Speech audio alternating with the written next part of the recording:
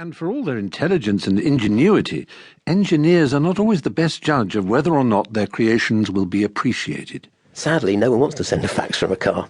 But what a wonderful technical success it was. It's easy to forget that not so very long ago, so-called mobile phones needed a briefcase to carry the battery. Car phones were the future, and walkabout phones the stuff of tomorrow's world. So, though British technology exists here and now for a true walkabout phone, the chances are very strong that it'll be our export customers who benefit long before we do. How wrong they were. Our story begins in America. Alexander Graham Bell is said to have made the first telephone call in 1895, but perhaps rather less well known and equally important in the history of the mobile phone is the happily named D.H. Ring, who in 1947 came up with the then rather radical idea of a cellular network, a clever way of using radio frequencies so that many more people could make calls. Doesn't it sound simple?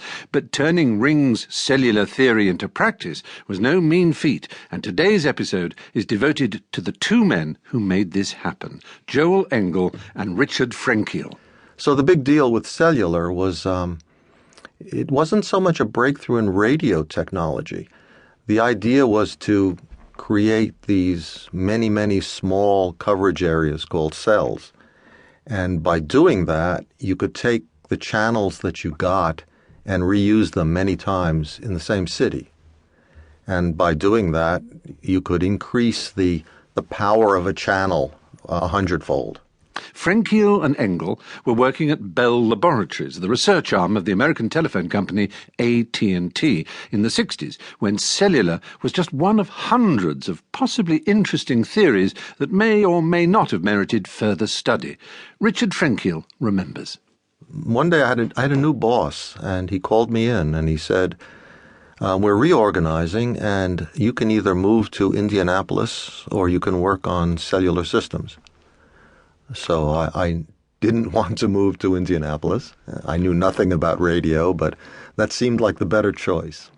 A year later, an ambitious young manager got involved, Joel Engel. In 1969, I believe it was, lightning struck.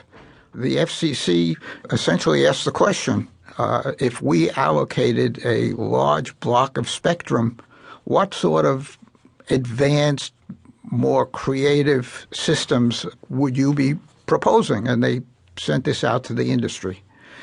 And our cellular system was really the only answer that they